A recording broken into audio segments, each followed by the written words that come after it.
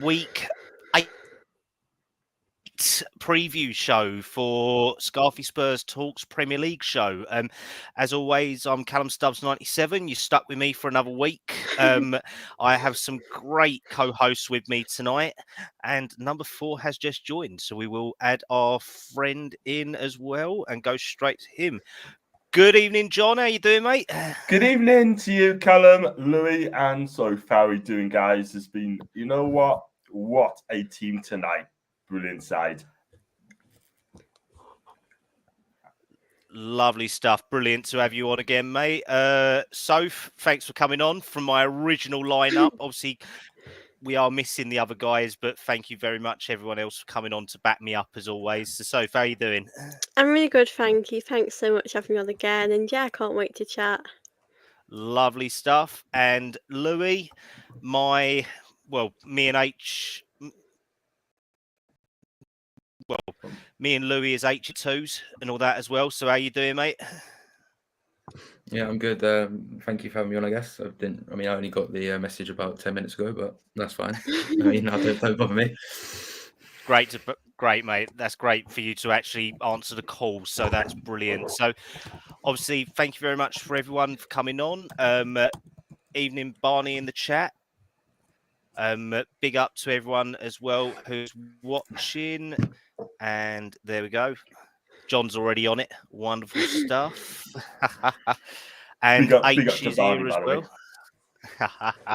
Lovely stuff. Right, let's jump straight into it then for Gameweek 8. So we are doing a preview show this week instead of a review show. So it does make it a little bit different because we've had all of our usual fun as it goes with the international break. And it has been one of them where we have got a New England manager, so I will cover that later on as well.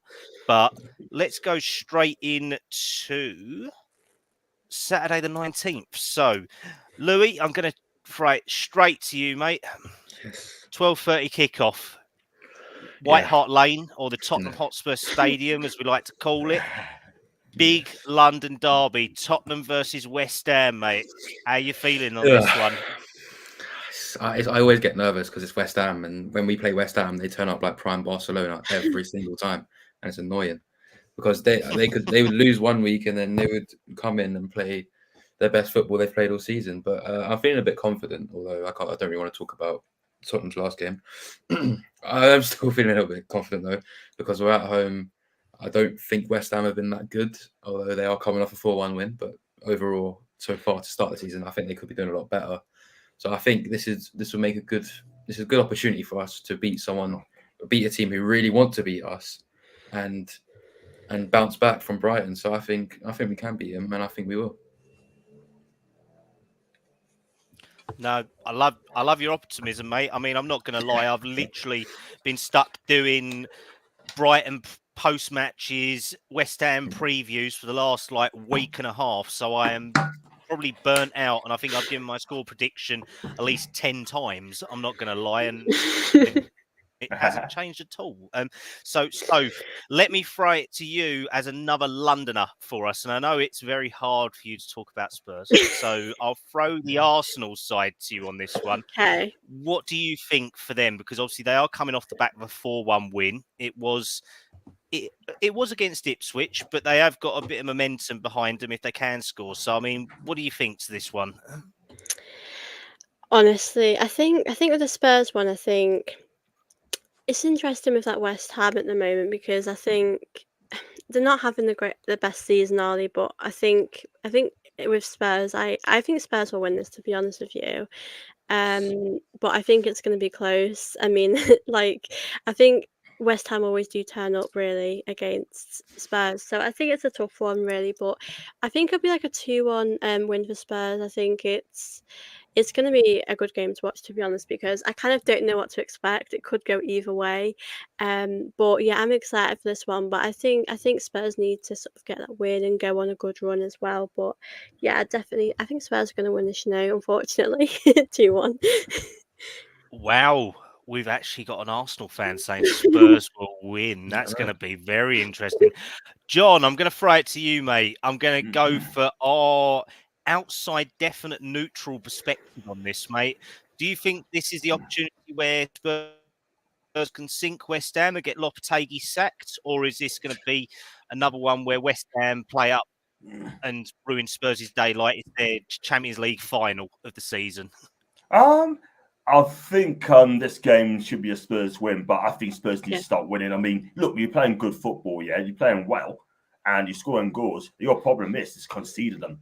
Against Brighton, the goals conceded were very, very, very, very poor. Doggy, I don't know why we stood for the first goal. The second one got turned, and then the third goal, it's just incredible, but you need to get that fixed up. I know Ange plays one way, plays to the high line, high press, high line. Good to watch when it comes off. But you got your centre-backs, Van der Ven and Romero. They shouldn't be conceding goals, by the way. I'm not going to lie. They should be strong at the back. I couldn't believe you could see the 3 against Brighton, but Brighton are a good side.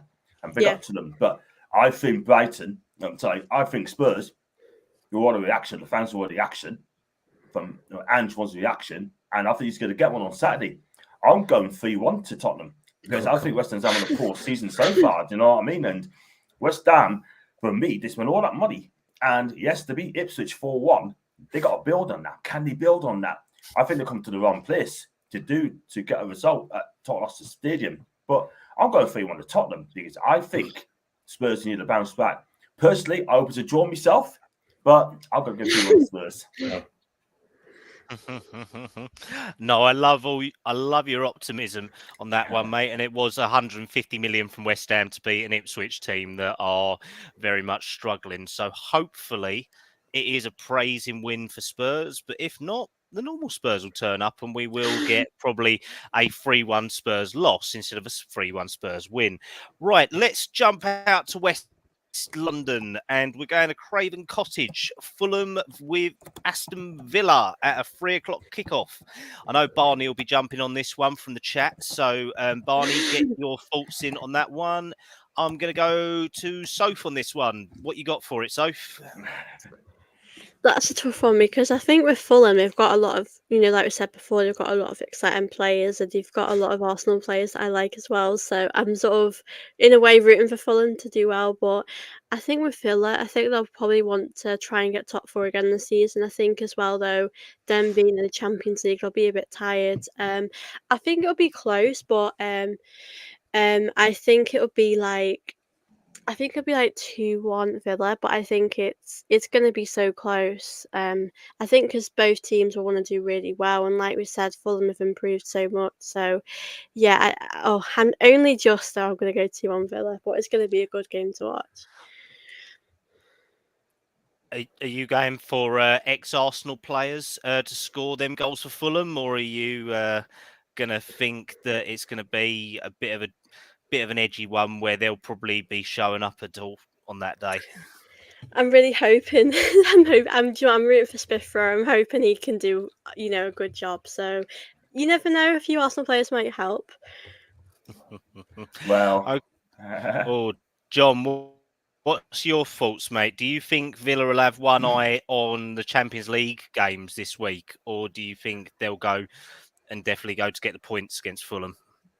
I've got this one as a draw because, look, Fulham, it's well documented, they're a fantastic footballing team.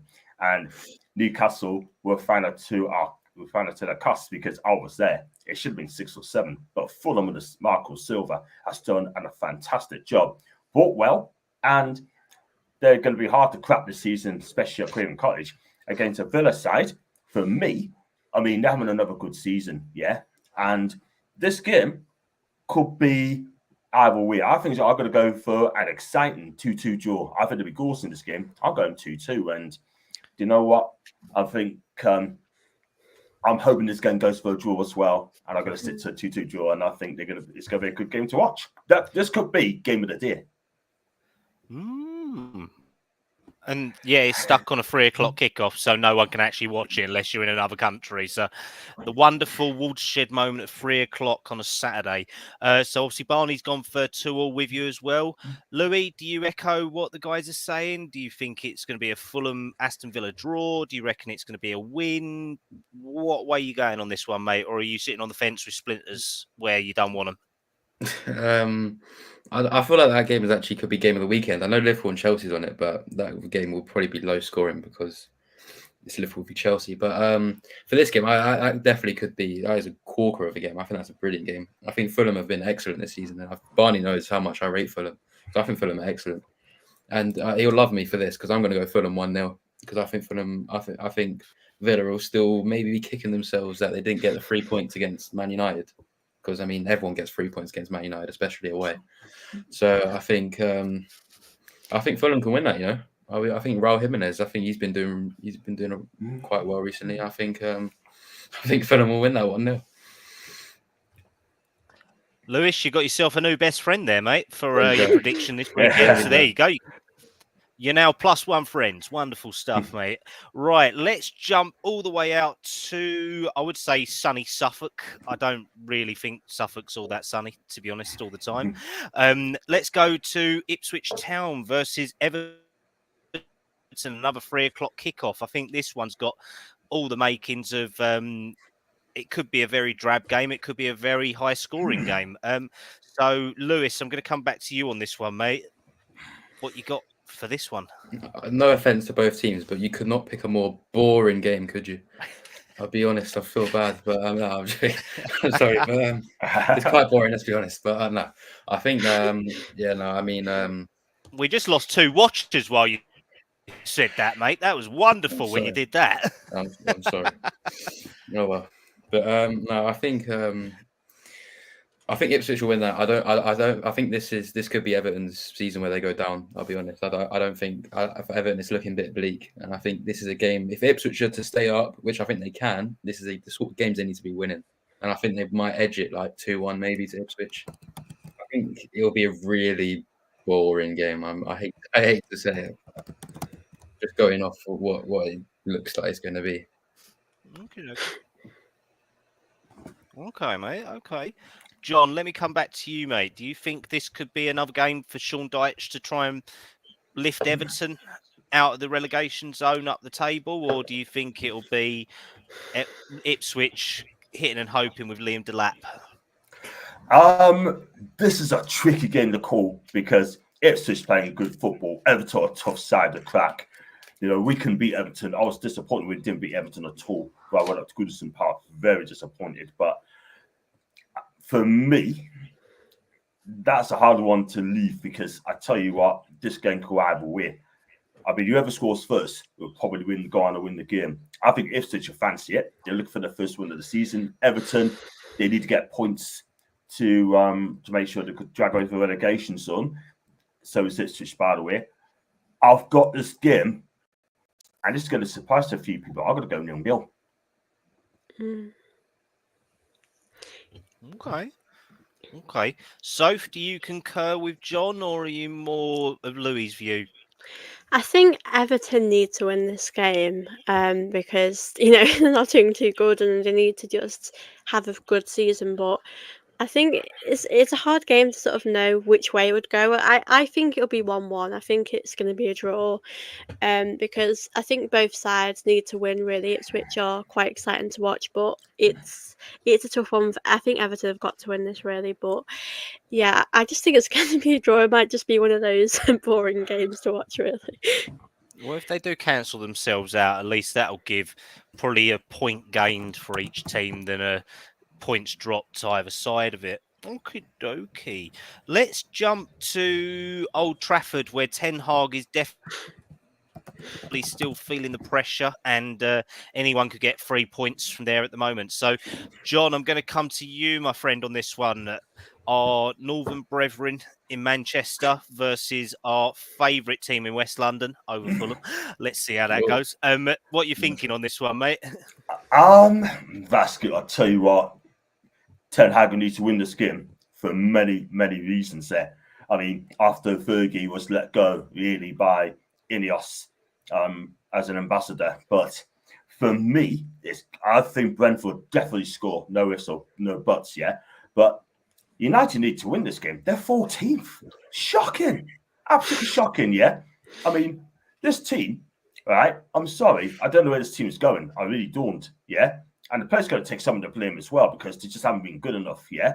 Xerxes, he should be starting games, and Ten Hag's getting all these turning United into Ajax, and it ain't working. It's not working at all. But Brentford, I like this Brentford side. I mean, under Tommy Frank, I think he's excellent manager. I mean, he is highly rated, by the way, but they got some good players there. Yes, they lost Tony, and yes, they lost that Thiago from Bruges as well until the new year. But for me, and Bemio, I love this guy. That's the player we should be looking at for Newcastle United. I'd take him Jerry all day long. But I think if Brentford score first and they quite capable of doing it, then I think the United fans are going to tone on Ten Hag big time and the team as well. But for me, I think United will just about win it. I'm going to say 3-2 to United, but they're going to have to come back from 2-0 down to do it. Do you reckon Brentford are going to keep their early record of getting a goal within the first 2 minutes? Could you imagine if they scored in the first 2 minutes? Yeah, I tell you what, that ain't good. But for me, I can't see it. But you never know in football. No, I get where you're coming from, mate. Lewis, do you reckon Brentford have got something about them to go to Man United and do like what Spurs did, or do you think it's a win for the day for United and for Ten Hag under pressure? I don't know, because I kind of want United to win to keep Ten Hag, to be completely honest with you. But I also kind of want them to lose because them losing is funny. I mean, I can't really win it, but I can't really win. I don't know. I mean, I'll place a bet on it now. If Brian Mbeumo scores 50 seconds in, why not? We'll go for that.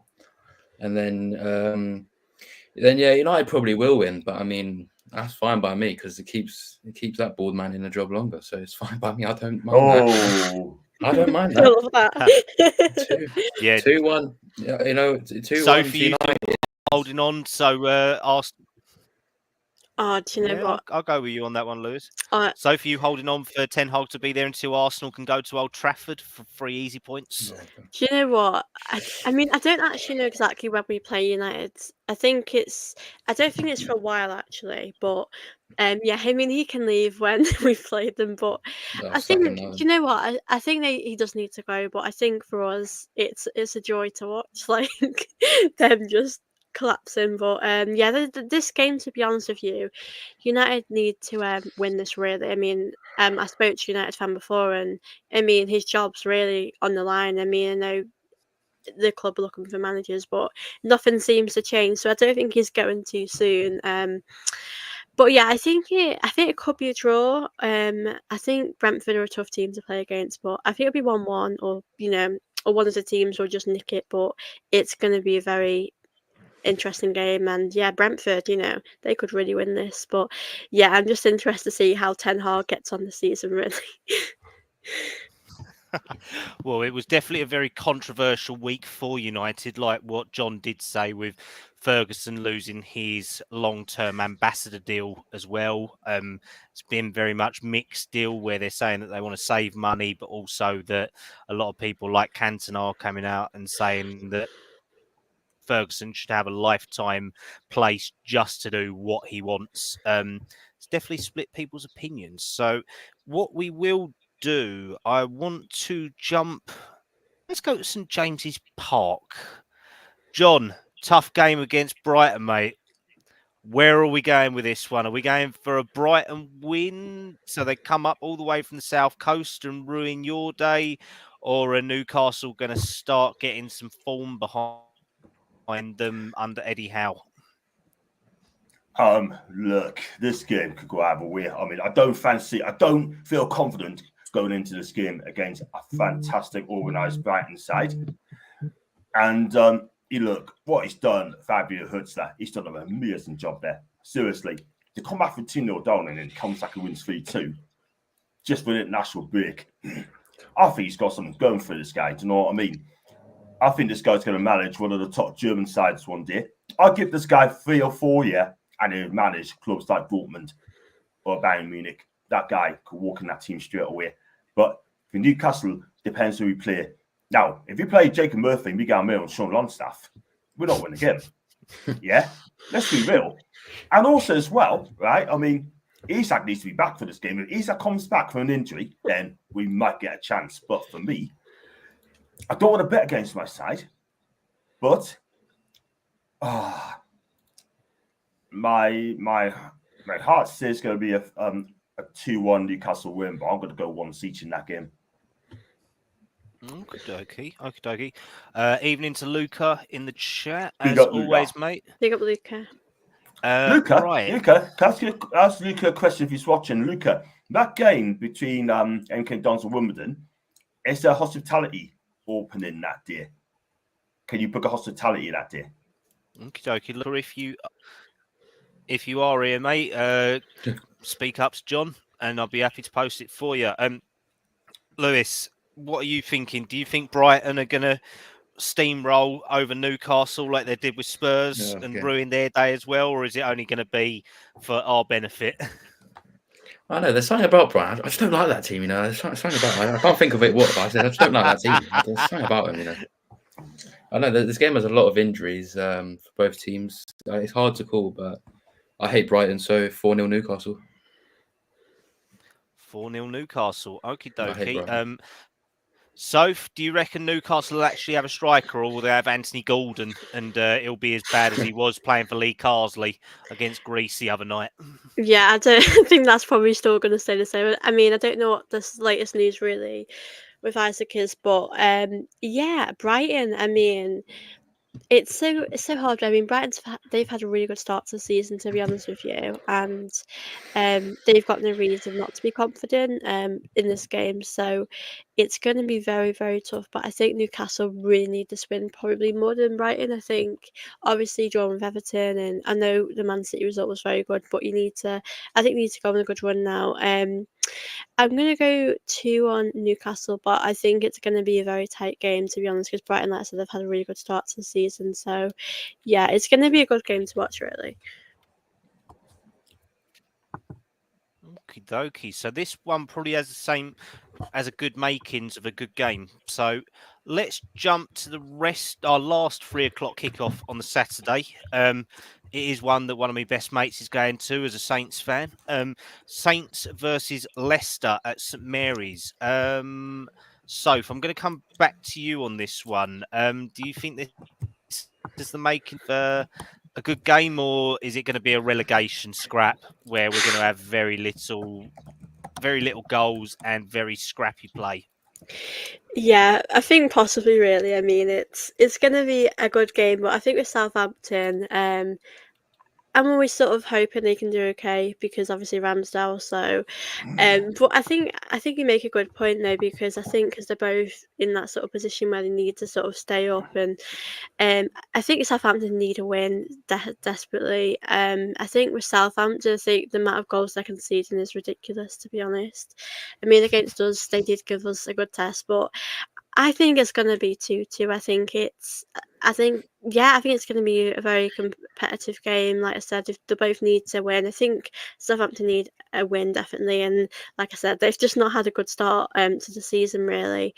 But yeah, I think it could be a boring game. It could be a 0-0. But we'll have to sort of see what happens. But yeah, I'm going to go 2-2 for that. I definitely think a draw will happen. Okie dokie.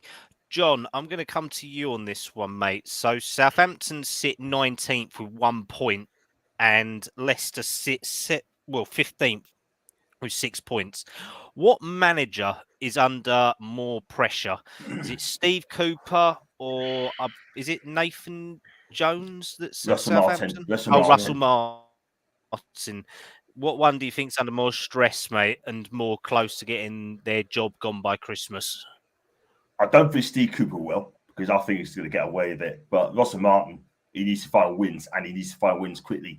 This game could be making or breaking of this guy, because I tell you what, they're at home, and they've got to do something about this, because if they don't, then I can see Russell getting himself into trouble. He could be sacked. It's a shame, really, because he gets them up from the Championship, right? I mean, he's done well. He's done a great job. And then he gets up in the Premier League, and he looks out of his depth. That's the thing. He loves to play the ball out from the back. He got away in the Championship. He cannot do that in the Premier League. The goals conceded are very poor as well. But I think Russell Martin's an emotional manager, and he really cares. he cares for the players. But at times, the players got to take some responsibility as well. So the bottom line is, right, one thing I'm going to say, I just hope that Southampton win for Russell Martin's sake, right? If he's not, then I can see him being spot above that. But this is a massive game for him. And result-wise, I'm going to say, listen, I'm going to say Southampton will just about do it by 2-1. But if they look after Vardy, they'll win the game. No, what you mean, mate. So, Lewis, I'll come over to you, mate. Do you think this has got the makings of a good game or a very tight game? Because Russell Martin not very good under pressure at the moment, and it looks like Southampton could be the new Norwich, coming up and down and ping-ponging and yo-yoing for a couple of years here, mate. What do you think? Well, it's another intriguing encounter on 3 p.m. But no, I think it is. I think definitely it's a massive game for Southampton because, I mean, 1 point after 7 games isn't great. I have to be honest. But no, I mean, you can't really expect much Southampton. They haven't really spent that much money in the transfer market. And I think everyone had Southampton tipped to go straight back down. So it's not really much of a surprise to see them where they are, to be honest. But no, I think I like Russ Martin. I think I like what he's trying to do, but I just don't think he's got the players to do it. As John said, I mean, I think this is a massive game for Southampton, but I can't see them winning. I think they'll still win about 2-0. Okie dokie, mate. Okie dokie. Right, so if I'm going to jump down to the south, well, we're going to stay on the south coast, actually. We're going to go along the coastal road. We're going to go to Bournemouth. Bournemouth Arsenal, 5:30 kickoff on Sky Sports. Definitely, Bournemouth have got a couple of results against Arsenal in the last couple of seasons, or they at least like a couple of goals against you guys. Yeah. How are you feeling about this one? I mean, I think with any Premier League game, you can never write off or think it's going to be easy. But I think because of the international break, I think this is probably like a good game to come, back to. Because I think a lot of other teams, United with Brentford, that's quite tough. So, I'm happy this is going to be our game, and I think maybe we could rotate our, squad in this. Hopefully, Saka's okay. Martinelli, can be in the starting lineup. But yeah, I think it'll be tough. I mean, we're away from home as well. I think it's going to be maybe 2 or 3-1 to Arsenal. I definitely think they're going to score. I think they'll really want to, have a good season, try and win. And the Premier League's so competitive now. But yeah, it's going to be. I think it'll be tougher than we might think. But I do think we'll get a win. Hopefully a comfortable win. So yeah, I'm going to go 2-1 to Arsenal. Fingers crossed we can get that win. Okie dokie. Lewis, do you share Soph's optimism for Arsenal, or do you hope that Bournemouth have got a big scalp coming, mate? Well, of course, I hope Bournemouth win, but I mean, that's not really going to be the case, is it? I mean, I like Iriola. I like him a lot. I think Bournemouth are a good team. I rate them a lot. I like Semenyo. I think Semenyo's a great player. And I think Bournemouth have got some good... They've always got something about them. I mean, if Spurs are playing them, I wouldn't be too confident, to be honest. I feel like we could probably just about equal win. But I wouldn't say anything about it being comfortable.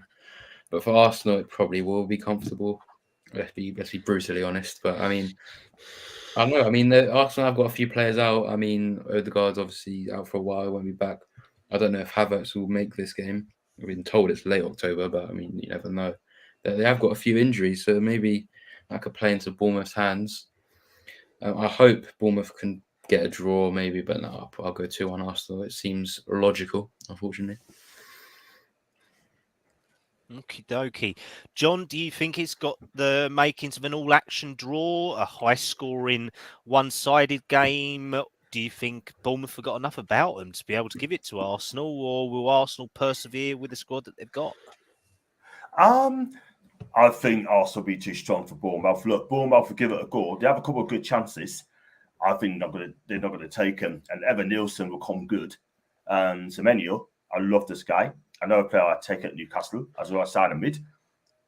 And look, their back line is pretty sound as well. But I think Arsenal will find a way. Sophie, you can be happy to know 3-1 to you. Yay, I'll take that any day. I'll be happy with that. Yay! Yay! Okey-dokey. Deserve it. Okey-dokey. Right, so Soph, do you need to jump or are you good to Yes, go again okay. for I've another just game? got to. I've got to go now. But thank you so much. I'll definitely come on again soon because it was great to chat. But yeah, thank you all so much for having me on again. Take Lovely care, stuff, Soph. Sophie. No worries. Where can Take care. everyone find you, Okay, Soph? guys. See Yeah, ya. if you want to follow me on my YouTube, it's just Guna Gossip TV. If you want to check me out on Twitter or X, I should say, it's TV_Guna. But yeah, thank you for having me on, and it was lovely to meet you all and chat as usual. Thank you so much. You're I'll speak to welcome. you all soon. Bye. Ta. Take care. Cheers, Soph. Thanks for that. Right, now there was 3. Gentlemen, let's jump to Sunday, 2:00 kickoff.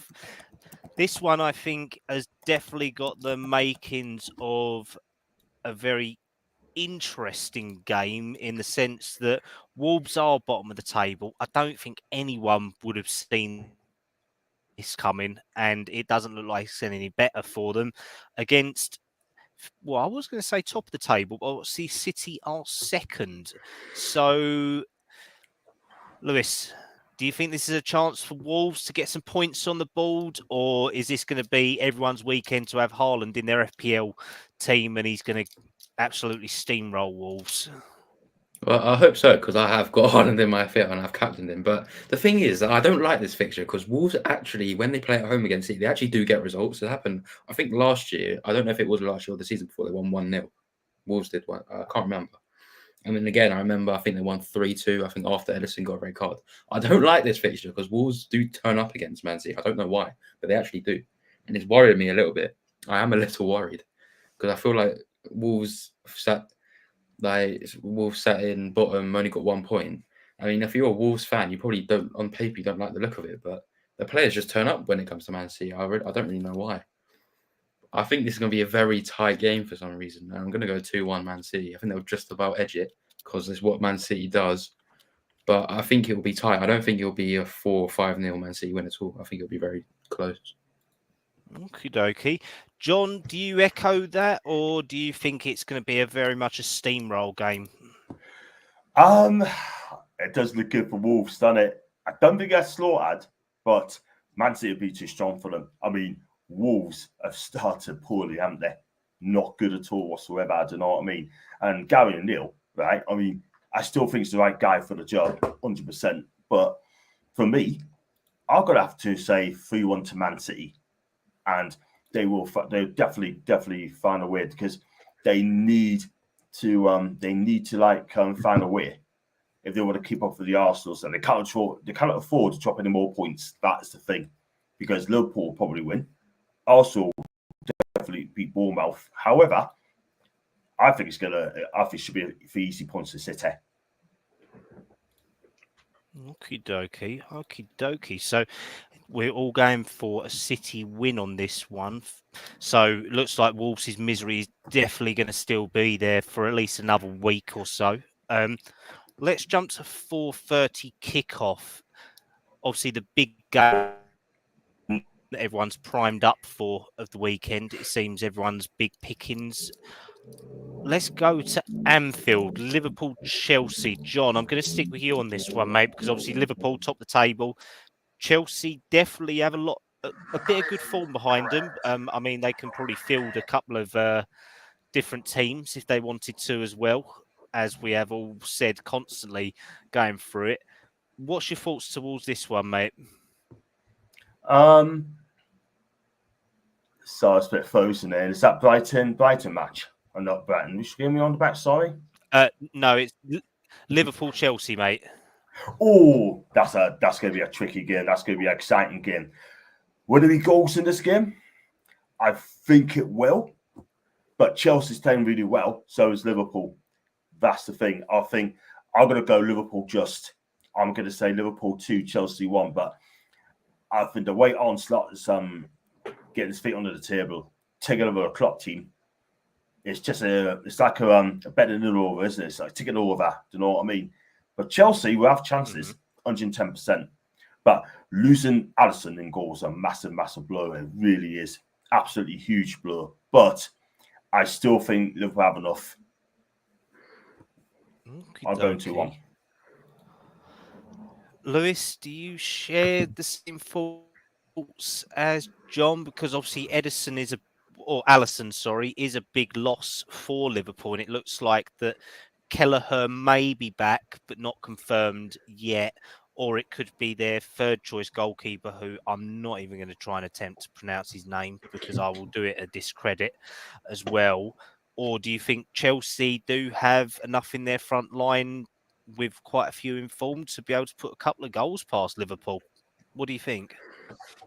I mean, this game is interesting because when Liverpool play Chelsea, you don't know what you're going to get. You're either going to get a quite low-scoring, cagey game, or there's going to be loads of goals. That's what tends to happen.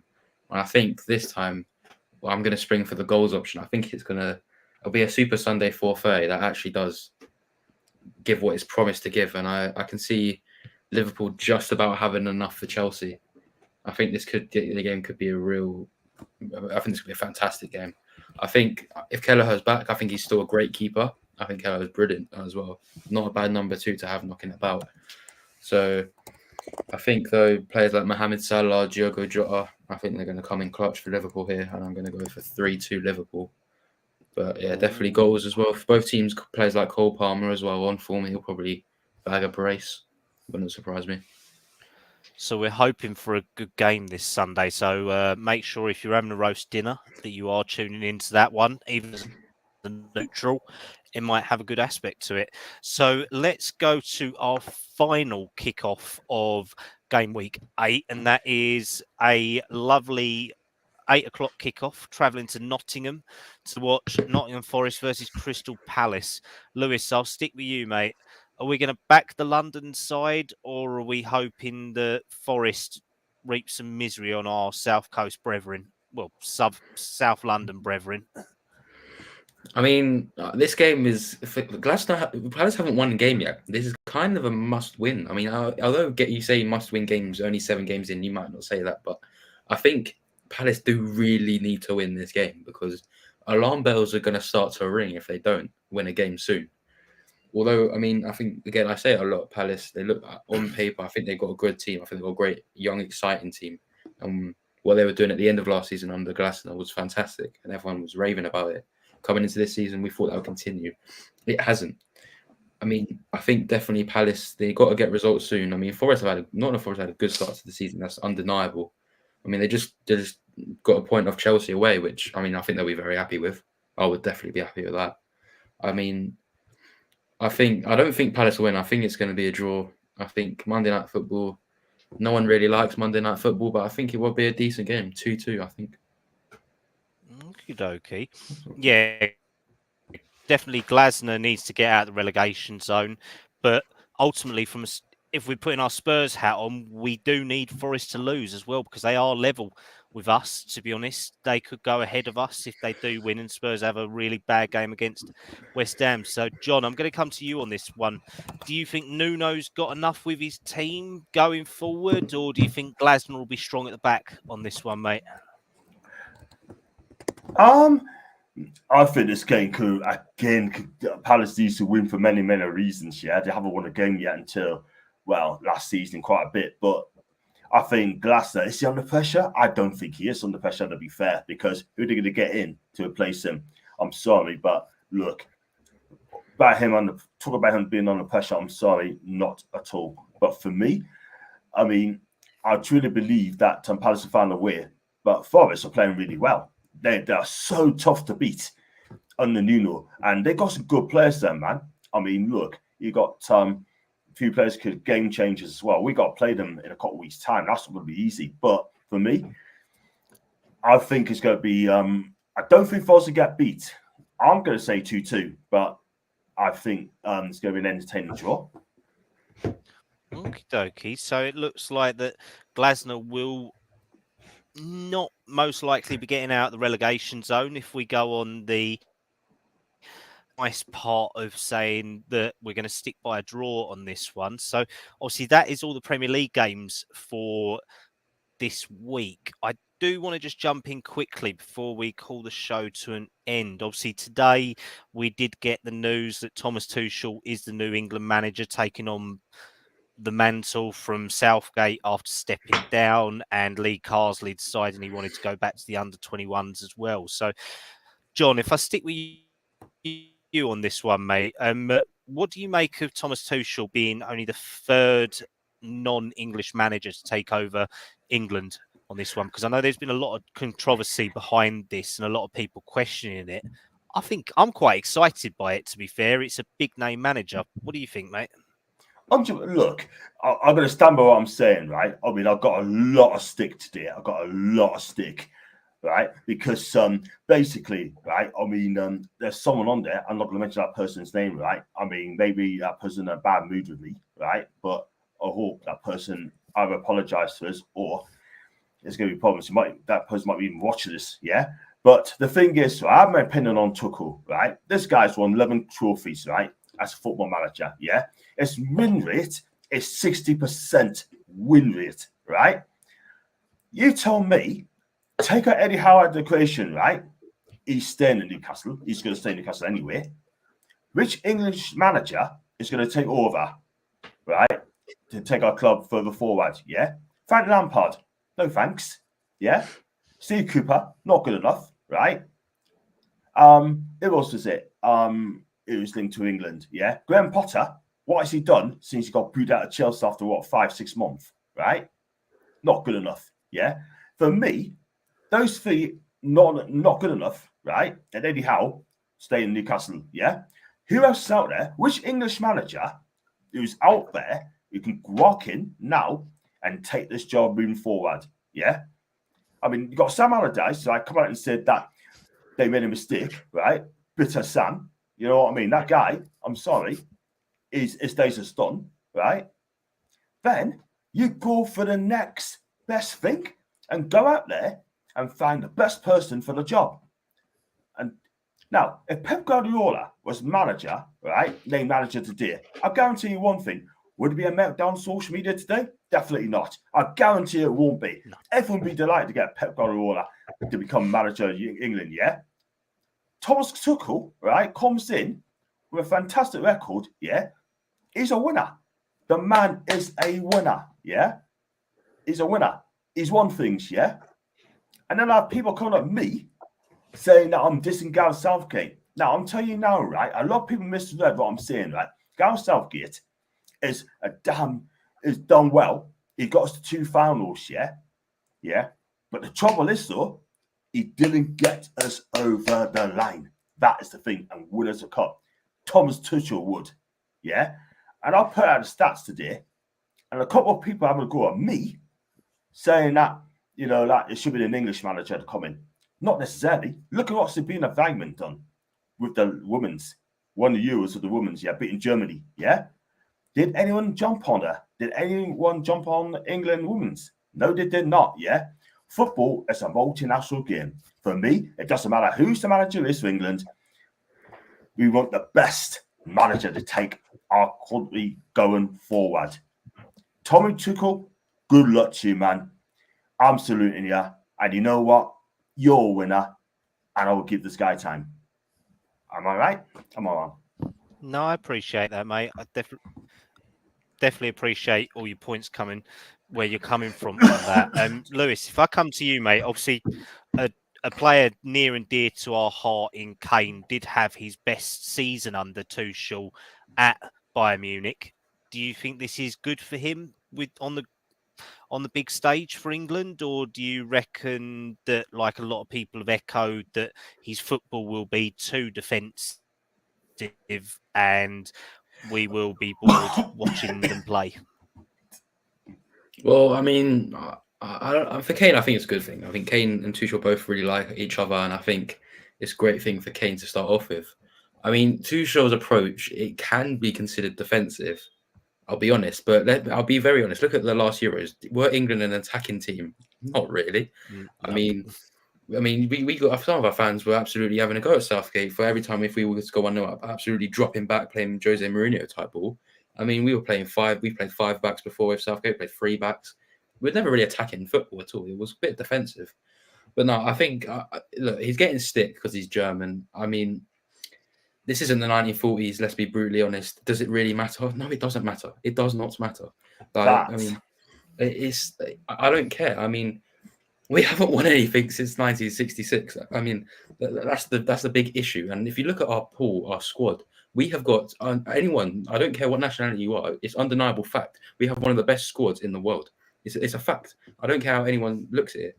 And as much as I love Gareth Southgate, as much as I think he's done a fantastic job, as John said, he didn't get over the line, and that's a bit of a problem because it's like I remember around the time I was born, you had the David Beckham era, like what people refer to a golden age of England players, which we didn't win anything with, and that's because I don't think we had a manager that could back it up with the players. And I think now Thomas Tuchel is the best free agent manager out there by a mile because you're not going to buy anyone out of a contract to come to a national team squad. I mean, if you want to wait for Pep Guardiola, I mean, if they wanted to, fine. But would they have enough time to implement his ideas? Maybe not. I think Thomas Tuchel is one thing. I mean, I don't like saying this, but I have to say it. He won Champions League with Chelsea. It's fair enough. He beat a Man City team to that Champions League. He then went on and won the Super Cup a couple months later. He then won the Club World Cup a few months later. I mean, that's 3 European trophies, whether you like it or not. I mean, he got to a Champions League final with PSG. He didn't get over the line, but again, he's got into finals. If you look at Chelsea's semi-final record, when he was at Chelsea, he was brilliant. He didn't lose a semi-final. That's fantastic. He's getting to finals. I mean, and he's getting over the line. He's won major trophies, whether you like it or not. I think he's the exact. He's a winner, and he's the exact sort of manager you need to win a tournament. And as much as England fans might like the look of it, that we have an England manager leading the England team.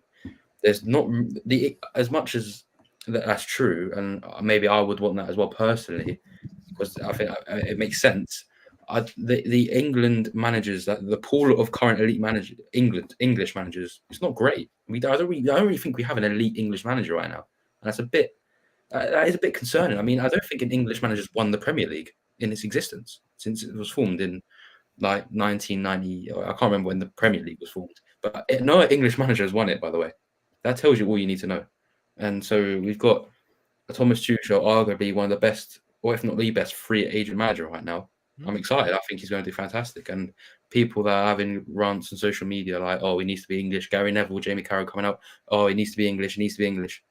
We're not going to win anything like that. What would you rather do? Have a German manager and win, and potentially could win a World Cup, or have an English manager and get knocked out in the round of 16? I know what I would prefer.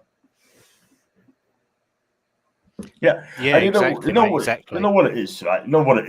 I mean, I think some of our fan base, right? I'm not going to lie, right? Should respect people's opinion, and I respect theirs as well. It was healthy, yeah.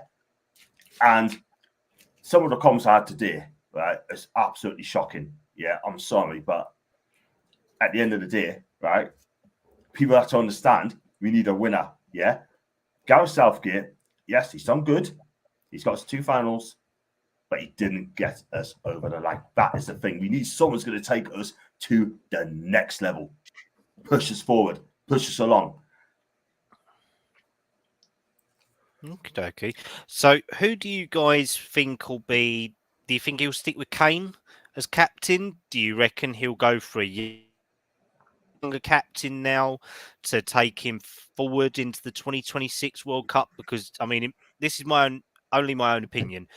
I think the Nations League is a complete waste of time, to be honest. I just think it's a way of just covering up that we don't want to do friendlies anymore, sort of thing. So we've got to talk about the longer term aims. And I believe, was it a 2-year contract that he got given? Maybe I think it's 18 months. I think it could be 18 months. So an 18-month contract with probably the unwritten rule of an extension in there if they did consider it as well. So I mean, what we got to think about is what captain we're going to get. Will he keep the job throughout going into the 26 World Cup in America?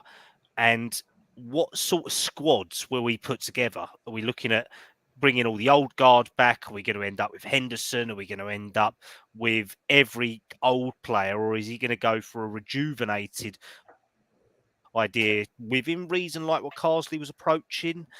bringing in Gomez, bringing in Colville, Lewis, people like that. So, John, if I come down to you on this, mate, do you reckon that the captain will remain as Kane, or do you think he'll go for a younger captain now?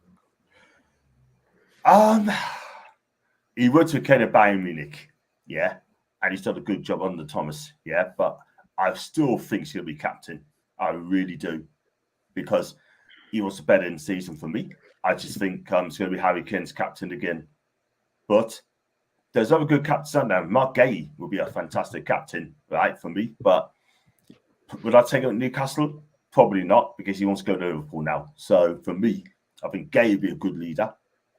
I think Kobe Mainoo will be in the years to come, because I quite like him. And John Storms could do well. Even Trent, I understand Trent, but they've got so many captains, aren't they? I mean, for me, it's going to shock a lot of people. I'll go Declan Rice, because he's a talker, and I'll tell you what, he leads by example. So I'll go Declan Rice for me. Okie dokie. Lewis, what are you thinking? Do you think the same as John? Do you think Kane will retain it, or do you think there'll be a new name on the block coming through? No, I think Kane will retain it, but I mean, I think he'll retain it up until the World Cup 2026. Kane will be 33 then, I believe, or maybe even 34. I think he could be. I think it's 33, and then at that point, depending on how well you do, and Kane, I think after the 2026 World Cup, for Harry Kane, it's a matter of, do you make the Euros in 2028? Because that's 35 knocking on 36, which for a striker, not really a prime anymore. You do start to dwindle a little bit when you come to about 34-ish, 35. And I mean, he could still do it in the Bundesliga. I'm not dissing the Bundesliga at all, but he could probably still do it, knock in 25 goals in the Bundesliga at that point. Yeah, that's fine. But I think after this coming World Cup, I think questions may be asked about Harry Kane if he's England's best striker. I mean, there'll probably still be conversations up until 2026. There's conversations right now about people, do you start Watkins over Kane? I mean, that's conversations that we have right now. I don't think you do now, but I think when it comes 2026, when it comes 2027, that's a conversation that probably should be had. I mean, I think it will be Kane, and I think because they've worked together, I think Tuchel really likes Kane. I think Kane really is happy Tuchel's there. I think he will retain it from 2025 up until World Cup, but then after then, I think John's shout of Declan Rice is a decent shout. Like, he plays for Arsenal, but at the end of the day, he is a leader. We know that, and he's someone who will communicate. He's not someone that will just sit back and not really let it. I mean, even someone like Jordan Pickford. I mean, we know how much he shouts, and he begs and gives orders.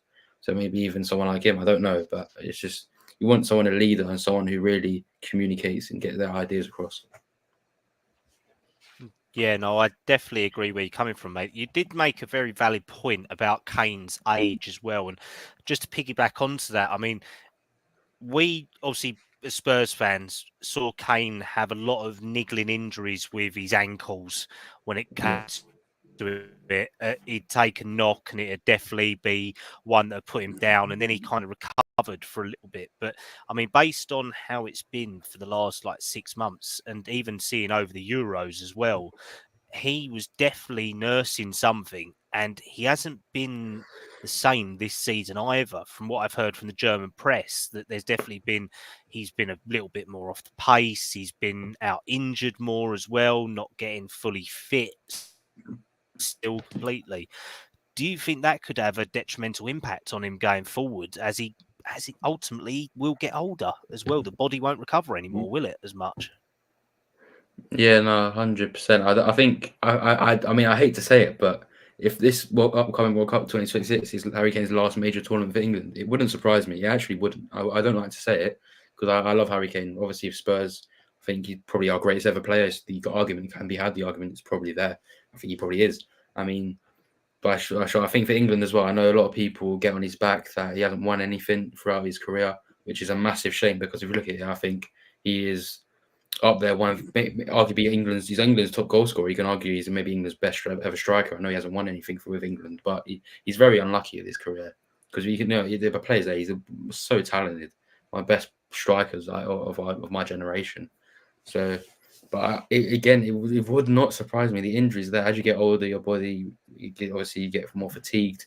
obviously older players, strikers as well, and they're with the role they play in football, the amount of pressing they do, their age usually is they when it gets to about 32, 33, they do start to decline the most, I think, strikers, because of how demanding their game is. So I think in the upcoming years, Kane will start to decline a bit, which will be sad to see, but happens to everyone.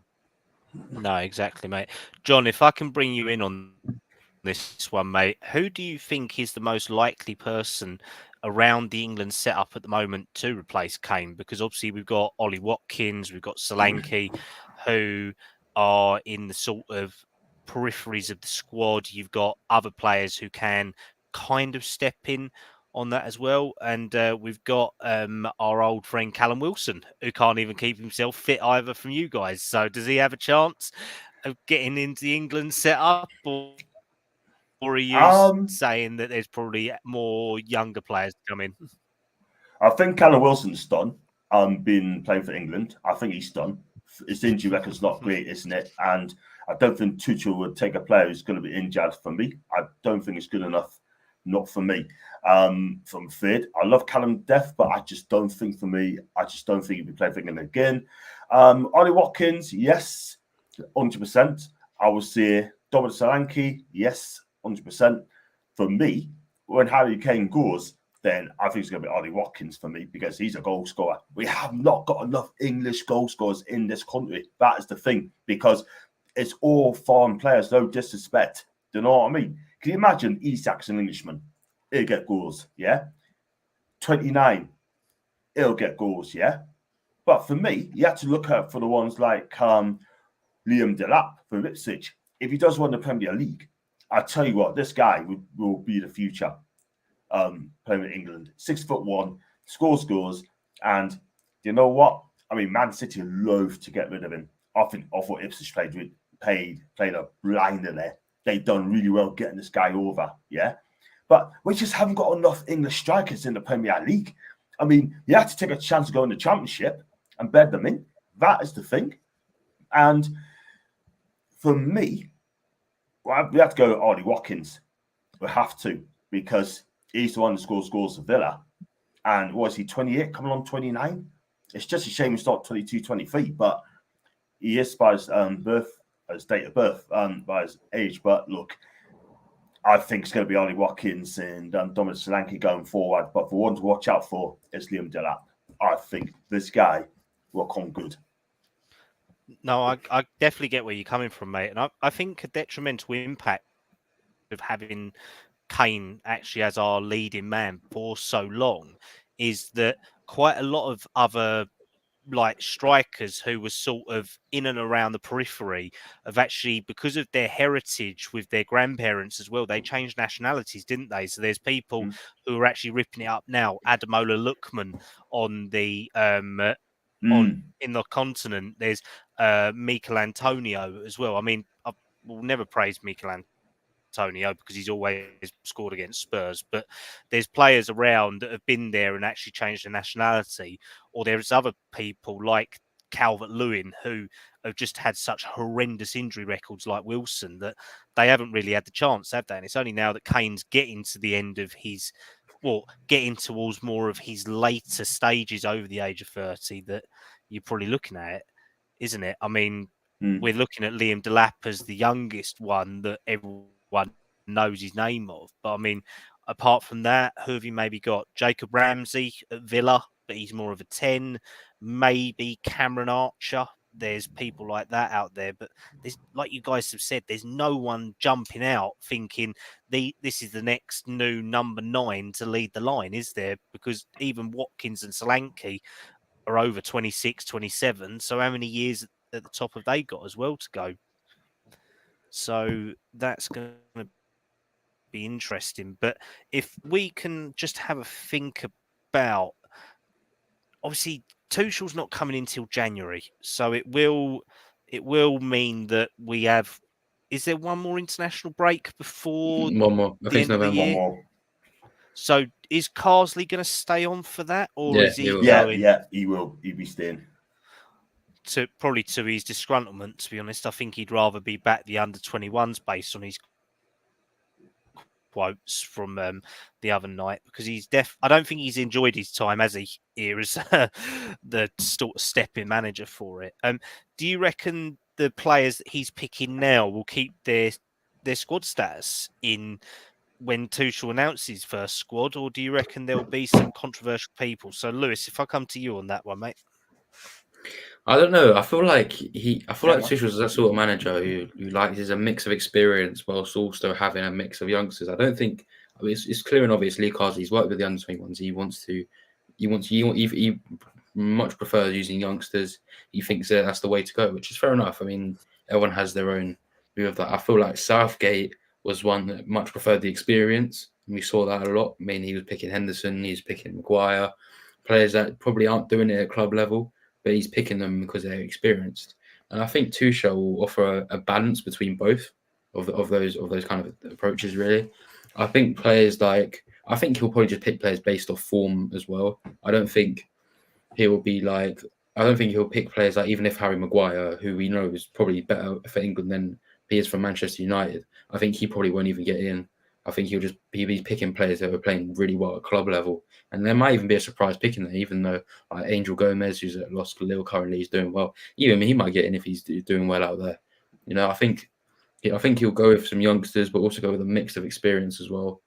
But I don't think he'll be choosing like players like Henderson or Maguire. I think those players, if they're not playing at club level, you don't really want them at the national level. Because I think for really, he's got to be players that are doing well at the club and who deserve to be picked for the national team. Because they come out every time the scores gets announced, you're like, oh, Harry Maguire's back in there, but does he really deserve to be there? He's not playing for Manchester United that much. I mean, I know he played against Villa, but if you look at Man United's best starting centre backs, it's Martinez and De Ligt. So Maguire probably doesn't even start in their best starting lineup. So if he can't even start for Manchester United, and I'm not really, again, I mean, Man United having a great start to the season. If he can't start for them, why should he be starting for England? He shouldn't be. No, exactly. John, I'll come to you on that one as well. Do you share the same thoughts as Lewis? Do you think it's a change in the guard moment now where hopefully the older statesmen of Henderson and Maguire are going to hang up their boots away from England? Or do you think Tuchel will go back to what he saw could theoretically work under Southgate? Or do you think it's a nice new way forward with a bright future for England? I think Henderson won't play for England again. I can't see Jordan Henderson playing again. There's just no way. Maguire could be, because he plays well for England and he does for Man United. I'm not going to lie, but listen, I honestly think Tuchel will have to find a way. I'm sure he'll find talent somewhere. I think if he's got eyes on English players, because he knows a lot about English football, and I'm sure there could be a couple surprise names going to come through. And we have to wait and see what happens, you know what I mean? But for me, when you've got players like Maguire, you mentioned Maguire, Henderson, I think Pickford's going to be under pressure as well, no doubt about it.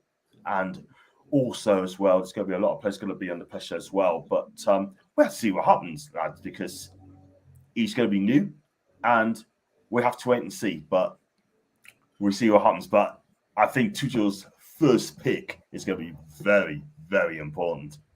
And then we have more of an idea who steers and whose times is up. No, I agree with you, mate. I think based on them three people you've named, Maguire, Pickford and Henderson, I'm going to be quite controversial with this, but I reckon that there's a couple of players that he'll obviously know from his times at Chelsea who were sort of the youth academy and now they've come through. So, I mean, obviously, if you're going to replace Maguire, you've got Tomori and Colville out there, who I think are both excellent centre-backs, probably better than some of them. But Gahey as well would have been coming through. Obviously, he's already in and around the squad.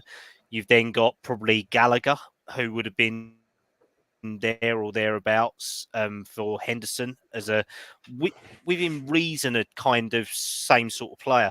I mean, I think it's interesting though on Pickford, and I mean he didn't have a good game the other night, did he, against Greece? I mean, he was flapping about, he couldn't command his box. I mean, he wasn't great. So I mean, Lewis, if I come to you on this one, mate, who have we got to actually replace him likely in goal? Because I mean, Pope is a very good keeper, but struggles to stay fit. And who does that leave you with? Henderson? Not the greatest of backups either. So, I mean, have we really got someone who can, we say, that's better than Pickford at the moment? I like Nick Pope a lot. As you said, I think Nick Pope's a great goalkeeper. But again, as you have mentioned, he is a bit injury prone and he does struggle to stay fit a little bit. Dean Henderson is not a bad shout. I mean, I know he played against Finland away in the Nations League and he did start that game. I think he's maybe a shout. I think Aaron Ramsdale could be thrown into the mix. I mean, he's going to be there in the squad. There's not really much doubt about that. But yeah, again, the list apart from there doesn't really go. I mean, I think Sam Johnston for Palace, he's been included in squads before. I think he might have been taken to the Euros. I can't remember, but he's definitely included in squads before. But apart from that, it doesn't really stretch that much. I mean, also we do have James Trafford as well, who's still at Burnley, I believe. Yeah. So he's your sort of younger guard goalkeeper, isn't he? I mean, I've seen controversial talks today of Butland potentially being thrown back in the mix. No. I mean, I don't know who the hell came up with it, but I think they're probably living about 10 years out of date and all that. So, I mean, it's definitely one. I mean, I know in the Euros, John, if I throw it down. I was going to say in the Euros, they took Tom Heaton, didn't they, as a goalkeeper coach. So maybe you might get Tom Heaton back in there. I'm joking. But, I think he's on Man United's books as the fourth choice goalkeeper, something like that, as part of that sort of English quota for when it comes to Europe. And because I think he was homegrown through their youth academy, so he counts as both, I believe. So, John, if I come over to you, mate, same question to you. Who do you think have we really got that could replace Pickford? Because I mean, obviously, you love Nick Pope, don't you? Being a Newcastle fan, but you guys witness it every single week. He was out for so long with was it shoulder or collarbone injury, wasn't it? Yeah, collarbone. Yeah, he's been out for quite a while, for 4 months, and we badly missed him, big time. Badly missed him, and that's one of the reasons why we could finish 7th for a reason. Do you know what I mean? Yes, we had 50 guys out injured, but for me, he was key. And for me, for him to become England keeper, Nick Pope's fantastic, great shot stopper, but his kicking has not been good. His kicking's been awful.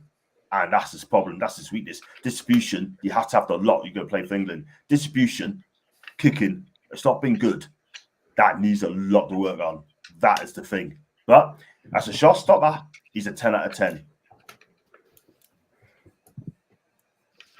Yeah, I mean, it's kind of difficult, isn't it, when Tuchel does like to play out from the back in a 3 or a 4 style as well. So, I mean, maybe that style doesn't allow Nick Pope to express himself too much. But let's put it this way, based on how our defence has been for the last couple of years, he'll definitely be able to shot stop for us. Let's put it this way, we don't lack through trying of letting other opposition score against us. Especially the Greeks beating us for the first time in their history as well. So I definitely think we've got food for thought. So if I just throw out one last question to both of you gentlemen, do we think that we could go for the 2026 World Cup in America? And do we think we have a chance under Tuchel? So, John, I'll come back to you on this one, mate. I think we've got a very good chance under this manager. I really do believe that, because I think he's going to take us to at least the quarterfinals. If he can get to the quarterfinals, that'd be brilliant. And but I think you've got this, tough games along the way, right? You got Argentina, Brazil, Germany, right? You got Spain. Don't diss them out, man. Do not write them off. But Italy, when they get their act together, it'll be right. But you know what it is, right? I mean, we've got to start well. The heat is going to be against us. We know that. But I don't see any reason why we can go all the way, because we've got a fantastic bunch of players there. You know what I mean? But I think quarterfinals, semi-finals, and see how it goes.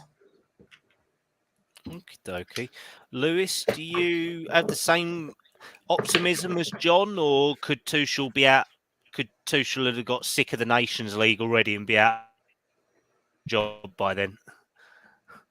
No, I think we have a very good chance. I mean, our squad, it speaks for ourselves. You know, the Bellinghams, the Palmers, the Foden, the Sakas, the Kanes. I mean, the squad is so talented, and we know that. And I feel like if we don't get to at least the quarters, maybe even the semis, that could even be seen as an underachievement. I think because of how good our squad is. I think our squad is excellent. It's definitely up there, some of the best squads out there. And I think Tuchel has done what Southgate hasn't, and that is got over the line and won a trophy in the end of the competition. So I think we definitely have a really good chance, probably a better chance we would have with Southgate. So I don't see why we can't win the World Cup. I mean, we'll definitely be there or thereabouts. Okie dokie. I think that is a good place to end on that, gentlemen. But I think we're all in agreement that Tuchel is definitely a very good manager to take over from us, and we are very optimistic for the future. So obviously thank you very much for everyone in the chat tonight, and thank you very much for everyone who has been watching across the last hour or so. So John, if I come to you first, mate, thanks very much for coming on again. Where can everyone find you? Thank you very much for having us on again, and as usual you can find me excuse me, on John Sinclair TV. I'll be doing match previews, reviews, match day vlogs, and I've got a special thing. I'm going to have with you guys backstage, if that's okay, for a couple of minutes. I've got a special announcement as well. So I don't want to post it on social media. I don't want to send it out on here, but there's something interesting which I can trust. So yeah, just if you're new to the channel, hit the subscribe button. Lovely stuff, mate. And Lewis, thanks very much for coming on and backing me up again, mate. It is very much appreciated, and it's good to have another Spurs fan on with me. So where can everyone find you, mate? So yeah, just Romero17 SLN has said there. I do a bit on X, really. That's where you find me on X, but I'm not very active on there. I'll tell you that now, but you follow it, why not? But yeah, most of my work is done with Harry and you on Scarfy Spurs Talk. Lovely stuff. And if anyone wants to find me, you can find me on Kallum Stubbs 97 on X. You can also find me and the guys on the Premier League show on Wednesday night, and you can find me on Park Lane Podcast at 7 o'clock on a Sunday night as well for all the games. And if you want to go and check out our live one at 9 o'clock, it is Dave on the Fat Pods Lad doing FPL chat as well. So have fun, and as always, guys, have a good night, and I will see you next week. Good night, everyone.